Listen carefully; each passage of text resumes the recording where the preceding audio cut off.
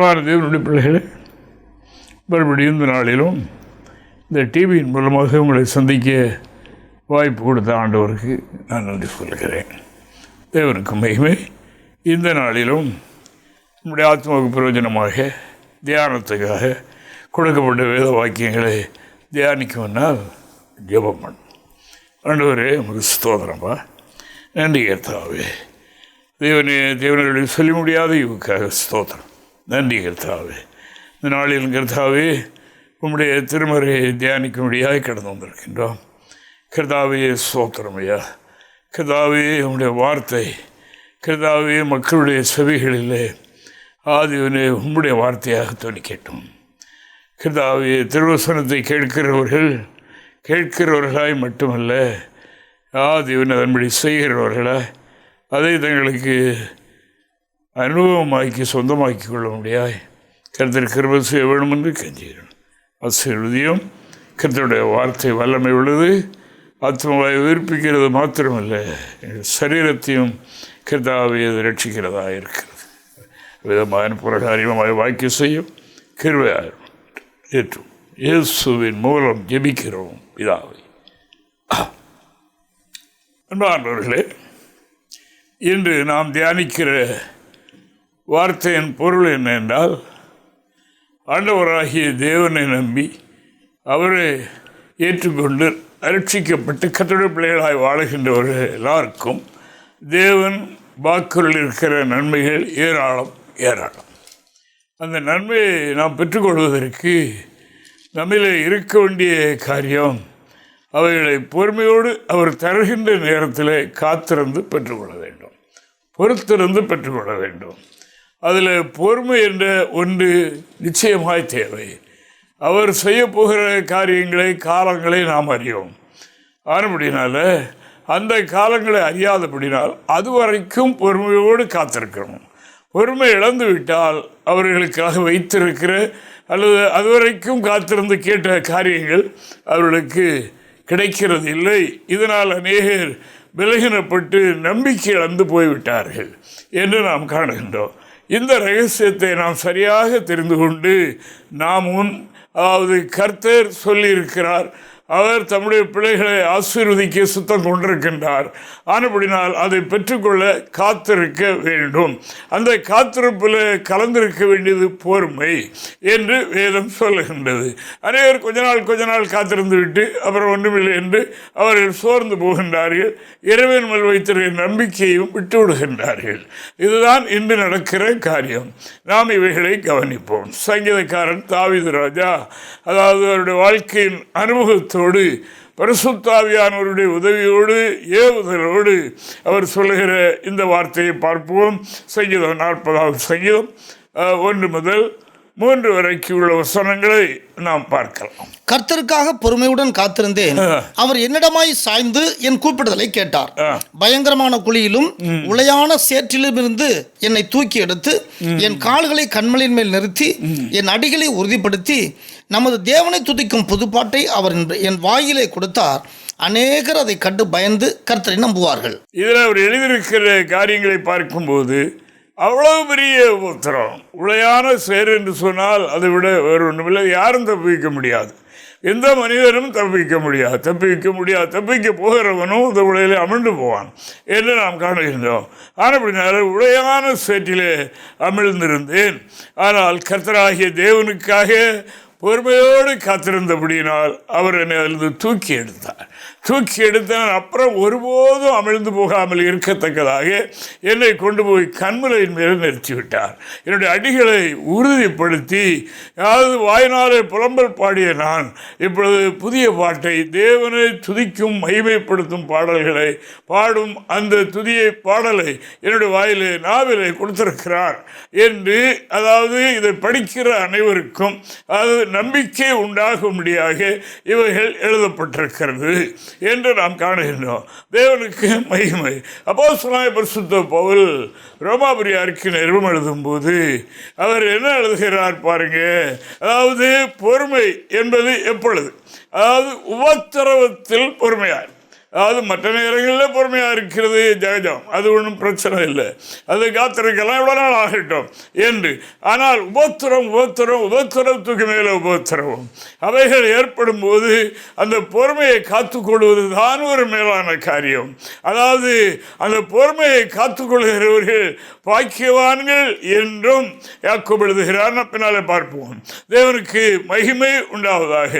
ஆனபடினால பொறுமை இழந்தவர்கள் பாக்கியசாலிகள் அல்ல, அவர்கள் ஏமாந்து போகிறார்கள். அதாவது நம்பிக்கைக்குரியவைகளை நம்பி, அதாவது நம்பிக்கை இல்லாதது போல அவருடைய வாழ்க்கை தோல்வியாக முடிகின்றது என்று நாம் காணுகின்றோம். காத்திருப்பு என்பது அது நம்முடைய காலம் அல்ல, அவருடைய காலம் வரைக்கும் காத்திருக்க வேண்டும். அதுதான் குரு சிஷ்யன் என்ற அந்த பதம்.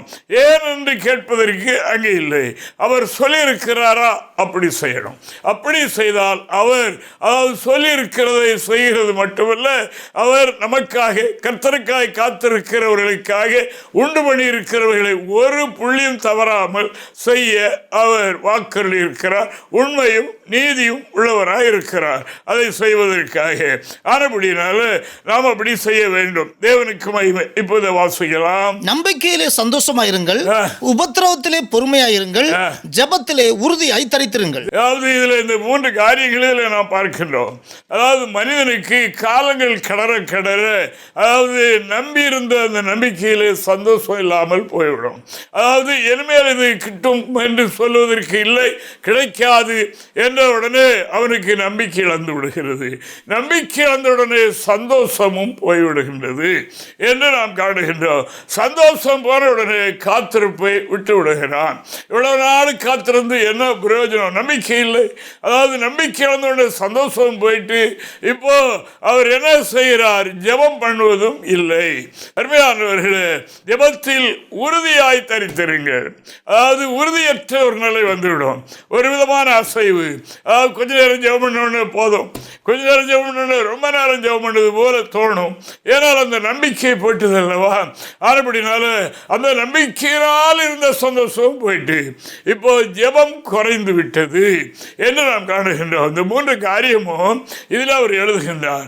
ஆனபடினால ஒரு மனிதன் அதாவது காத்திருக்க வேண்டும் என்றால் அவனிலே இவைகள் இருக்க வேண்டும்.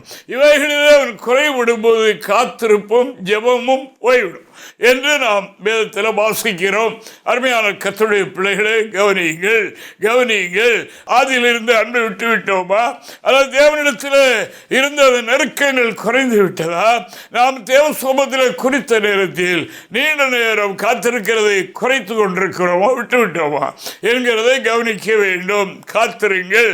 தாவீது ராஜா சொன்னார், பொறுமையோடு காத்திருந்தேன் என்று அவர் சொல்லுகின்றார். பொறுமை என்றால் எப்படி இருந்தாராம்? உளையான சேற்றில் நாளுக்கு நாள் அதாவது அமிழ்ந்து கொண்டே இருக்கிறது.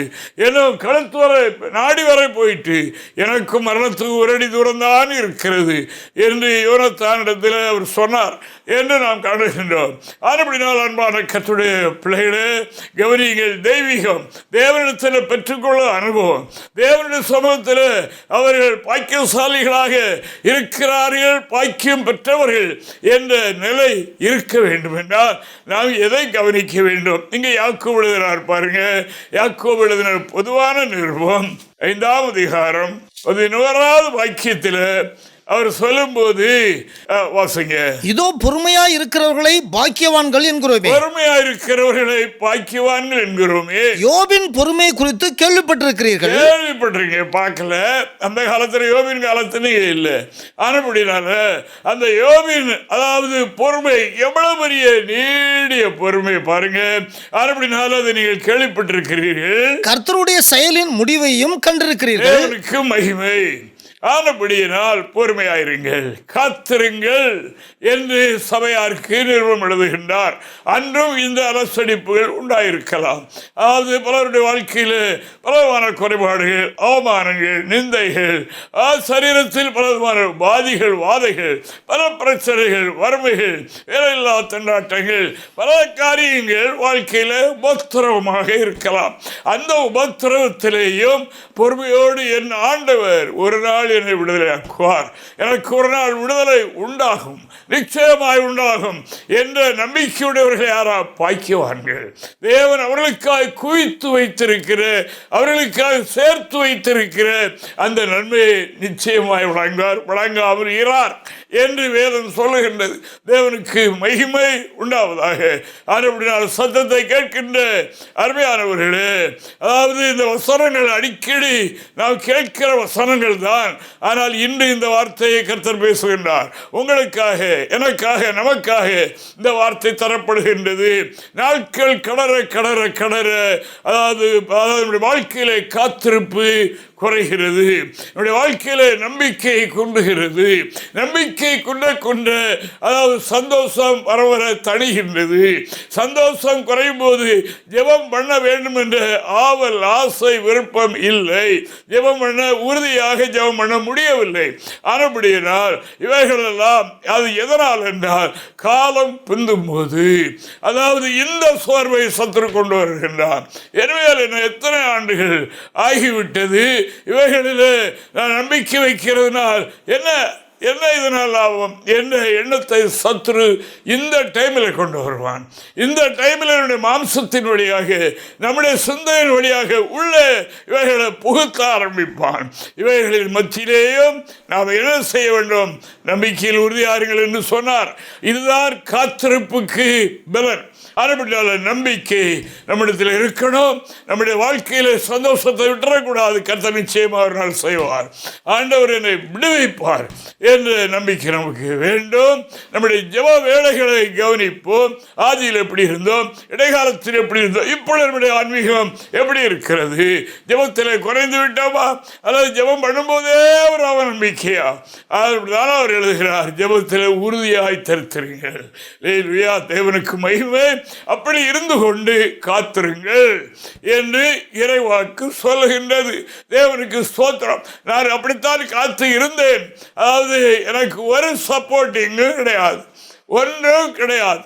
அப்படிப்பட்ட நிலையிலேயும் அதாவது நாம் இறைவன் மேல் உள்ள நம்பிக்கையில் நான் உறுதியாயிருந்து காத்திருந்தேன்.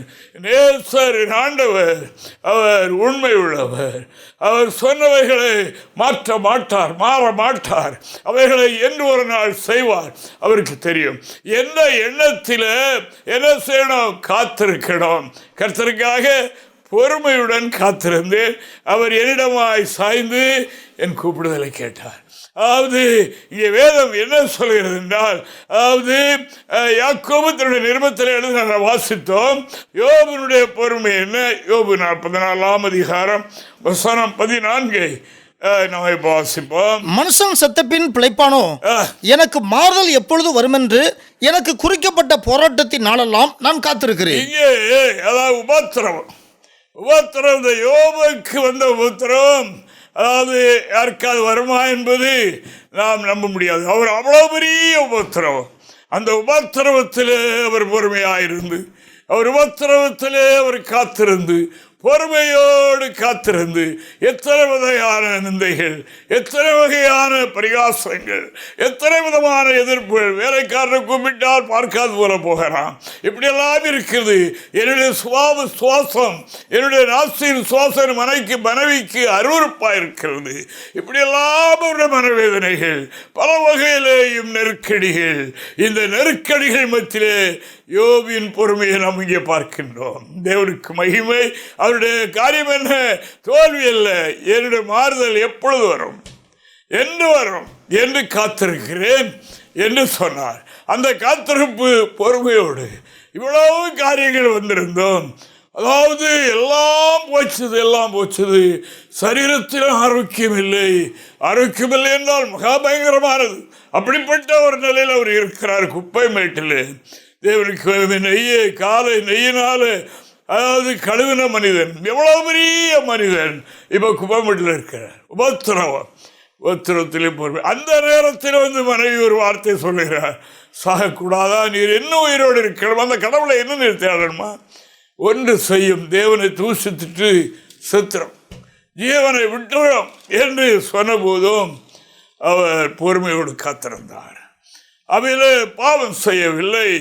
அதில் எதிர்த்து நிற்கவில்லை. அவைகளெல்லாம் அவர்களெல்லாம் எதற்காக அப்படி இருந்தார் என்றால், எனக்கு ஒரு நாள் மாறுதல் உண்டு, தேவனுக்கு மகிமை, அந்நிய கண்கள் அல்ல, என்னுடைய கண்ணால் நான் ஒரு நாள் அவரை பார்ப்பேன் என்ற அந்த நம்பிக்கையினால் உண்டான சந்தோஷம் அவரை வெட்கப்படுத்தவில்லை. ஆனால் அன்பான சபையாரே, கேளுங்கள், யோபின் பொறுமையாக இருக்கிறவர்கள் பாக்கியவான்கள், யோபின் பொறுமையை கேள்விப்பட்டிருக்கிறீர்கள் என்று அவர் சொல்லுகின்றார். அவர் பாக்கியவான் அல்லவா? எத்தனை மடங்காக ஆசீர்வதிக்கப்பட 2 மடங்கு என்று எழுதியிருக்கிறது. அப்புறம் அவர் எவ்வளவுதான் பெற்றாரோ தெரியாது, அவ்வளவு பெரிய ஒரு மனிதனாக மாறினார். எல்லாவற்றையும் மாற்றி அமைத்தார். இழந்தவைகளை திரும்ப அவருக்கு கட்டளையிட்டார் என்று திருவசனம் சொல்லுகின்றது.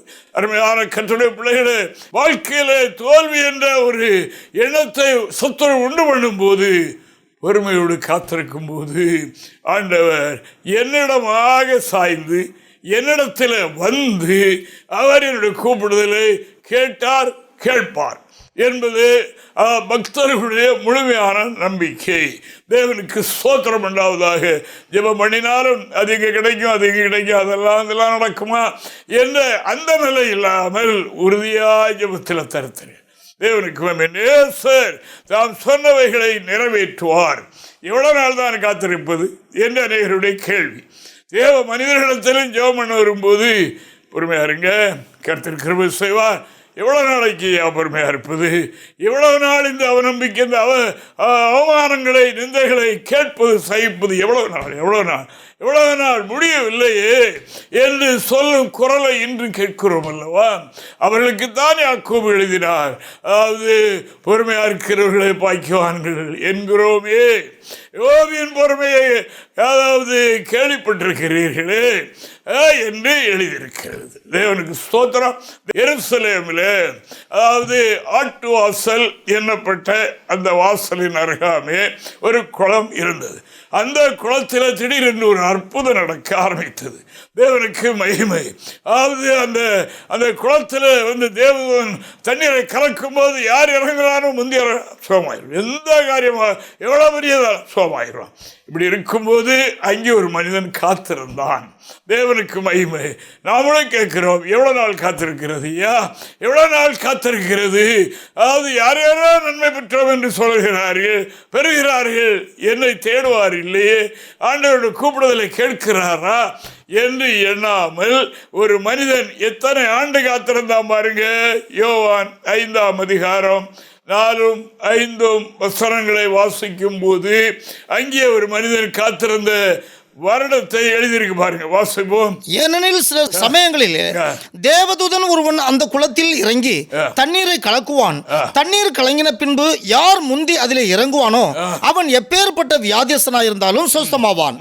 38 வருஷம் வியாதி கொண்டிருந்த ஒரு மனுஷன் அங்கே இருந்தான். 38 வருஷமாய் ஒரு மனிதன் அங்கே காத்திருக்கிறான். அந்த குளத்தில் அற்புதம் நடந்துகிட்டு தான் இருக்குது. ஆனால் இவனுக்கு அற்புதம் நடக்கல. இவன் காத்திருக்கிறார். ஒரு மனிதர்களை இவனை கண்டுகொள்ளவில்லை என்று காணுகின்றோம். ஆனால் இறைவன் அதை பார்த்து கொண்டே இருந்தார். இவனுடைய காத்திருப்பின் ஆளை அவர் அறிவார். இவனுடைய அங்கலாய்ப்பு தெரியும். குடும்பத்தை விட்டு எல்லாவற்றையும் திறந்து விட்டு, அதாவது இயலாமையினாலே இருக்கிறான். ஒரு மனிதனுக்கு கால் உலகாவிட்டால் அவனுக்கு எவ்வளவு கஷ்டம் இருக்கும் என்று அனுபவிக்கிறவர்களுக்கு தானே தெரியும். தேவனுக்கு மகிமை. ஆனபடினாலே பிறருடைய உதவி இல்லாமல் அவர் ஒன்றும் செய்ய முடியாது. அப்படிப்பட்ட ஒரு நிர்பந்தமான நிலையிலே அந்த மனிதன் எத்தனை வருஷம்? 38 வருஷமாய் காத்திருந்த இந்த காத்திருப்பை ஆண்டவர் அறிந்து ஒரு நாள் அவனண்டை சாய்ந்து அவனுடைய கிட்ட போய் அவர் கேட்கிறார். வாசிப்போம். படுத்திருந்த அவனை இயேசு கண்டு அவன் வெகு காலம் வியாதிஸ்தன் என்று அறிந்து அவனை நோக்கி சொஸ்தமாக வேண்டும் என்று விரும்புகிறாயா என்று கேட்டார். அதற்கு வியாதிஸ்தன், ஆண்டவரே, தண்ணீர் கலக்கப்படும் போது என்னை குளத்தில் கொண்டு போய் விடுகிறதற்கு ஒருவரும் இல்லை. நான் போகிறதற்குள்ளே வேறொருவன் எனக்கு முந்தி இறங்கி விடுகிறான் என்றார். இயேசு அவனை நோக்கி, எழுந்திரு, உன் படுக்கை எடுத்துக்கொண்டு நட என்றார். உடனே அந்த மனுஷன் சுஸ்தமாகி தன் படுக்கை எடுத்துக்கொண்டு நடந்து போனான். அந்த நாள் ஓய்வு நாளாயிருந்தது. தேவனுக்கு மகிமை உண்டாவதாக. கர்த்தருக்காய் பொறுமையோடு காத்திருந்தேன்.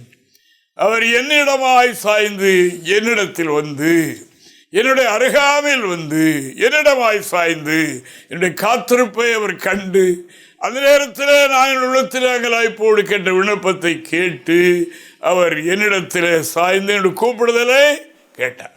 தேவனுக்கு மகிமை. என்னுடைய காத்திருப்பை அவர் ஏற்றுக்கொண்டார், அறிந்தார். இவ்வளவு நீண்ட நாள் காத்திருப்பை அவர் தெரிந்தார். மனிதர்கள் என்றால் 38 வருஷம் ஆச்சு, இனிமே என்னடா பிழைக்க போறான் அப்படின்னு போட்டு போயிடுவாங்க. ஆண்டவர் அவனை விடவில்லை. தமக்காய் கர்த்தருக்காய் காத்திருக்கிறவர்கள், கர்த்தருக்காக நம்பிக்கையோடு காத்திருக்கின்றவர்கள், கர்த்தருக்காய் சந்தோஷத்தோடு காத்திருக்கிறவர்கள், நாட்கள் கடற ஜெபத்தை குறைக்காமல் ஜெபத்திலே உறுதியாய் தரித்திருக்கிறவர்களை கண்டு அவர்களிடத்தில் போய் ஆண்டவர் அவர்களிடத்தில் கேட்கிறார், விடுதலை பெற விரும்புகிறார். அவர்கள் எழுந்து நட.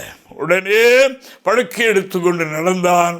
மற்ற மனிதர்களைப் போல வீட்டுக்கு சென்றான், மகிழ்ச்சியாக இருந்தான். தேவனுக்கு ஸ்தோத்திரம், தேவனுக்கு மகிமை. இன்று நாம் அறிகிற காரியம் என்ன என்றால், சங்கீதக்காரர் சொல்லுகின்றது போல, நான் கர்த்தருக்காக பொறுமையோடு காத்திருந்தேன். கேளுங்கள், சோர்ந்திருக்கிற மக்களே கேளுங்கள், நான் கர்த்தருக்காக பொறுமையோடு காத்திருந்தேன். சாதாரண காரியம் இல்லை. உளையான சேற்றிலே அமிழ்ந்து கொள்வது போல நாளுக்கு நாள் என்னை கீழே உடை இழுத்து கொண்டே இருக்கிறது. என் கொஞ்சம் தான் பாக்கி இருக்கிறது. அந்த அளவுக்கு இருக்கும் போதோ பொறுமையோடு தான் காத்திருந்தேன். தேவனுக்கு ஸ்தோத்திரம். இந்த பொறுமையோடு காத்திருந்த என்னை மனிதன் தூக்க முடியாது. எனக்கு உதவி செய்ய யாரும் இல்லை. அதாவது எனக்கு உதவி செய்ய யாரும் என்னிடத்தில் வரவில்லை. நான் வந்திருக்கிறேன் என்று கர்த்தர் சொல்லி அவனை தூக்கிவிட்டார். தேவனுக்கு மகிமை. ஆனபடினால உளையான சேற்றில் இருந்து அவர் என்னை தூக்கி எடுத்து என்னுடைய கால்களை கண்மலின் மேல் நிறுத்தி என்னுடைய அடிகளை உறுதிப்படுத்தி மகிழ்ச்சியினால் என்னுடைய உதடுகள் புதுப்பாட்டை பாட வைத்தார். தேவனுக்கு ஸ்தோத்திரம். அன்பானவர்களே கேளுங்க, நாம் ஆராதிக்கிற கடவுள் சர்வலோகத்தையும் படைத்தவர். நமக்காக ஜீவனையே கொடுத்து விட்டார், முழுமையும் கொடுத்து விட்டார். நம்மை ஆத்மா ரட்சிப்பதற்கு மட்டுமல்ல, சரீரத்தையும் ரட்சிப்பதற்காக, எல்லாவற்றையும் செய்வதற்காக ஆண்டவர் செய்த தியாகம் இது. ஆனபடினால் அவருக்காக காத்திருக்கிறவர்களே, தளர்ந்து போன முழங்கால்களை நிமிருங்கள், உங்களுடைய அடைபட்டு போன வாயை திறவுங்கள், கர்த்தரை நோக்கி சத்தமாய் கூப்பிடுங்கள், நம்பிக்கையை பெருக்குங்கள்.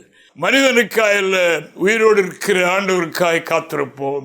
கர்த்தர் உங்களை ரட்சிப்பார், விடுதலை ஆக்குவார், அவரால் எல்லாம் கூடும். தேவனுக்கு மகிமை. அருமையானவர்களே, திடமனதாயிருங்கள், கர்த்தருக்கு காத்திருங்கள், சந்தோஷமாயிருங்கள், ஜெபம் பண்ணுங்கள், உறுதியாயிருங்கள். ஜெபத்தில் உறுதி குறைந்து விட்டீர்களா? மறுபடியும் உறுதி கொள்ளுங்கள், முழங்கால நிமிருங்கள், நின்று கர்த்தரை பற்றி கொள்ளுங்கள். கர்த்தர் உங்களை ஆசீர்வதிப்பார். தேவனுக்கு ஸ்தோத்திரம் உண்டாவதாக. தேவனுக்கு மகிமை. ஒரு மனிதன் பொறுமை இழந்து விட்டால் அவனுக்கு உண்டாகிறது என்ன? நம்பிக்கை டோட்டலாக போயிடும். அவ்வளவு பேரும் அவன் ரட்சிப்பையும் இழந்து விடுவான். எத்தனை பேர் நாத்தியவாதி ஆயிட்டான் பாருங்க. கடவுளை நம்பினவர்கள், கடவுளை பற்றி அறிவித்தவர்கள், இவர்களுடைய காலத்தில், இவர்கள் விரும்புகிற நேரத்தில், இவர்கள் சொல்லுகிற பிரகாரம் ஆண்டவர் செய்யவில்லை, கிடைக்கவில்லை என்பதற்காக அப்படி ஒன்று கிடையாது. நான் அதை காத்திருந்து பார்த்தேன், ஒன்று கிடைக்கவில்லை என்று அறியாதவர்கள், அதாவது வேதம் சொல்கிறது அல்லவா, அறிவில்லாத மனிதன் அழிந்து போகிற மிருகத்துக்கு பார்க்கிறான் என்ற பிரகாரம் அந்த 6வது அறிவை இழக்க வைக்கிறான் சாத்தான். ஆனபடினால் அன்பான தேவனுடைய பிள்ளைகளை கவனியுங்கள், கவனியுங்கள். கர்த்தருடைய வார்த்தை உங்களுக்கு நிறைய வருகிறதா? உங்களுடைய நிலை இதில் இந்த வெளிச்சத்திலே உங்களை சோதித்து பாருங்கள். இப்போ நம்முடைய நிலைமை எப்படி இருக்கிறது, நமக்கு கடவுளுக்குள்ள காரியம் என்ன என்கிறதை கவனியுங்கள். கவனித்து மறுபடியும் பிரகாசிக்க பிரயாசப்படுங்கள். ஆனபடினால் பொறுமை அவசியம். பொறுமை இழக்க வைப்பதற்கு சத்துரு, அதாவது எந்த வகையிலேயாவது தீவிரப்படுவான். இந்த பொறுமை இல்லாதபடி எவ்வளவு பேர் உலக பிரகாரமான ஆசீர்வாதத்தை இழந்தவர்கள், ஆன்மீகத்தை இழந்தவர்கள், பரலோகத்தை இழந்தவர்கள் எத்தனை பேர். ஆனபடினால் தான் இயேசு சுவாமி சொன்னார், லூக்கா சுவிசேஷம் 21ஆம் அதிகாரம் 17 முதல் 19 வரைக்கும் உள்ள வசனத்தை நாம் வாசிக்க கேட்போம். என் நாமத்தின் நிமித்தம் எல்லாராலும் பகைக்கப்படுவீர்கள். உபத்திரவம், என் நாமத்தின் நிமித்தம் எல்லாராலும் பகைக்கப்படுவீர்கள். ஆனாலும் உங்கள் தலைமயிரில் ஒன்றாகிலும் அழியாது. எல்லாராலும் பகைக்கப்பட்டாலும் உங்கள் தலையில் உள்ள மயிர் இருக்குவார்கள், ரோமம் ஒன்று அழியாது, விடாது, ஒன்று அழியாது. உங்கள் பொறுமையினால் உங்கள் ஆத்துமாக்களை காத்துக் கொள்ளுங்கள். தேவனுக்கு மகிமை. பொறுமை இழக்க வைப்பதற்கு காத்திருக்கிற அந்த அனுபவத்தை எடுத்து போடுவதற்காக பிசாசு செய்கிற வேலை யாரையாவது கொண்டு நம்மை பாவம் செய்ய வைக்க பார்ப்பான், பொறுமை இழக்க வைக்க பார்ப்பான். ஆனபடினால இந்த உலகத்தில் ஒரு மனிதன் அந்த பாக்கியத்தை பெறுவதற்கு ஓடிக்கொண்டிருக்கிறான் என்றால் அவனுக்கு நிறைய உத்தரவு உலகத்தில் இருக்கும். எல்லாரும் பகைக்கப்படுவீர்கள், அவசியமில்லாமல் பகைப்பாங்க. யோபை பகைத்தாங்க பாருங்க. அவர் என்ன தப்பு பண்ணினார்? அதாவது அவ்வளவுக்கு அவரை வேதனைப்படுத்தினாங்க. மனைவியும் தான், எல்லாம் தான், சூழலைகள் தான். சாத்தார் கர்ச்சித்து நிற்கிறான். எப்படியாவது இந்த யோபியின் வாயினால் ஆண்டவரை தூசிக்க வச்சிடணும். அவன் தூசிக்க மாட்டான் என்று ஆண்டவர் சொல்றார் அல்லவா? இந்த உபத்திரவத்தை கொடுத்து அவனை கடவுளை தூசிக்க வைக்கணும். இதுதான் அவனுடைய ஒரே எதிர்பார்ப்பு. இந்த ஒண்ணுதான் தேவருக்கு மகிமை. இந்த ஒண்ணுதான் அவனுடைய திட்டம். அப்படி செய்யணும். அதான் பார்த்தேன். அதான் கடைசி அந்த அம்மா சொன்னாங்க இல்லையா, அதாவது நீ சத்திரம் இருந்து என்ன பிரயோஜனம் இல்லை, ஆனால் தேவனை தூசித்துட்டு ஜீவனை விடும். அப்போதான் சாத்தான் ஜெயித்த மாதிரி இருக்கும். சாத்தான் சொன்ன வார்த்தை ஜெயித்த மாதிரி, கர்த்தர் போய் சொன்ன மாதிரி இருக்கும். இதே நீர் செய்துட்டு சத்திரம்.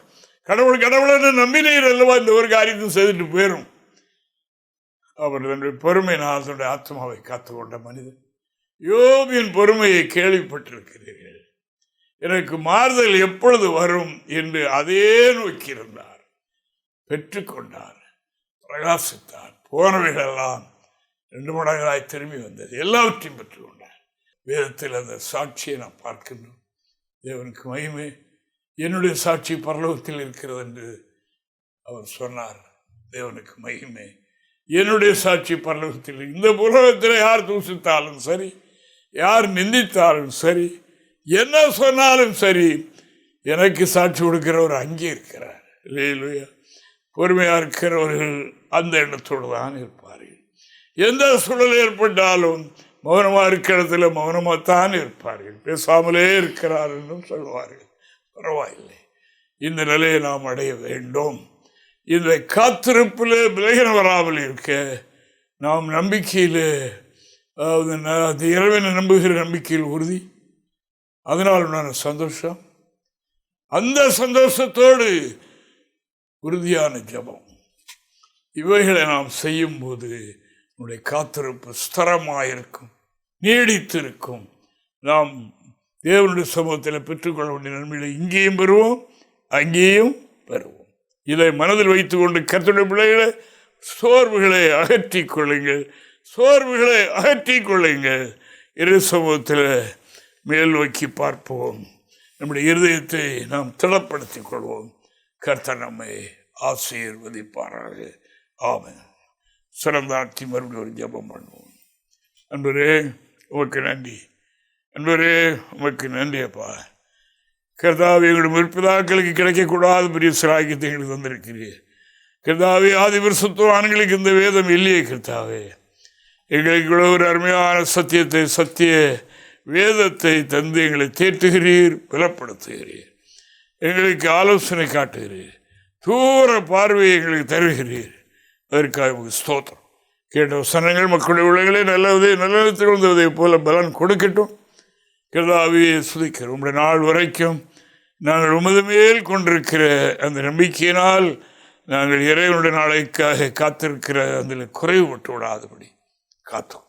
கிருபையாரும் சுவாமி ஆசீர்வதியும் அனுப்புகிற காரியமாக வாய்க்கப்பட்டு சத்தியத்தை கேட்டவர்களுக்கும் ஆன்மீகத்துக்கும் சரீரத்துக்கும் நன்மை கிடைக்க முடியாது ஜெபிக்கிறோம்.